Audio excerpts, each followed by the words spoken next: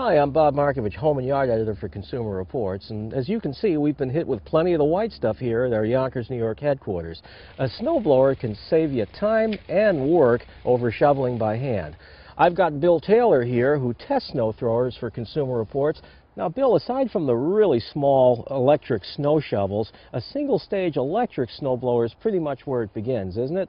That's right, Bob. These machines right here are great for snow depths up to about 4 inches on relatively flat driveways or walks. They're easy to handle and easy to store, and they're very light. Now, they call them single-stage for a reason compared with the larger two-stage units. This unit right here has an auger in the front which pulls the snow in and shoots it up through the chute right here. One of the drawbacks is in this one, the auger is rubber tipped and will scrape along the ground. They don't do good jobs on gravel driveways. How about slopes? Slopes are kind of tough too because it's human powered. The machine is not pulling itself, you're pushing the machine. Now here's a beefier single-stage gas unit. This one's bigger, isn't it, Bill? Yeah, this is much bigger, it's heavier, and it is powered by gasoline engine.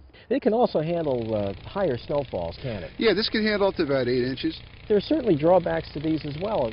That is true. It is still a single-stage machine, which means it isn't good for gravel driveways. Okay, and again, slopes, the steepest slopes, it's not going to really be best. Exactly. Okay, so if you're in the snow belt, it looks like you'd kind of want to move up to this big one here, and this is the two-stage gas unit. And it looks certainly a lot bigger, a lot wider, and a lot more capable. Who should buy a two-stage machine like this?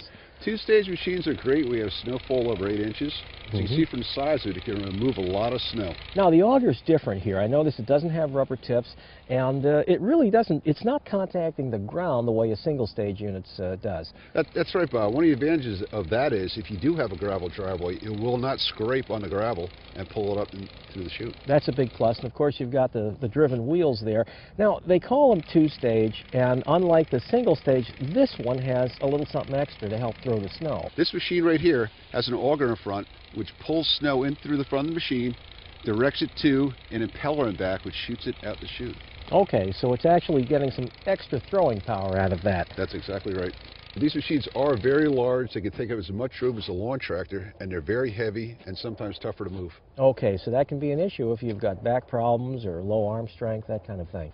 Okay, Bill, we've seen the major types of snow blowers, but you also want to look for some key features. Obviously, easy starting has got to be a biggie.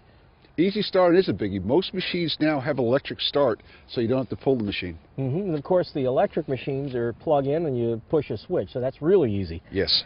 All right, how about the chute? Obviously, you want to change directions, and the old machine, like mine, has a handle where you have to crank it around, but the new ones save some work in that regard. Some machines do have handles, but a lot of the machines have a one-touch toggle switch right here, which moves right to left and up and down. That's on the bigger ones. Now, on a smaller single stage, this looks like a pretty good feature. You've got a nice beefy handle there. That is, you go right to the side machine, move it each side. And it's long enough to reach, actually, when you're standing behind it. Without moving from behind the machine. It's very handy. How about a clearing tool? This is so simple, but so many people every year get injured by putting their hands into the impeller or into the auger.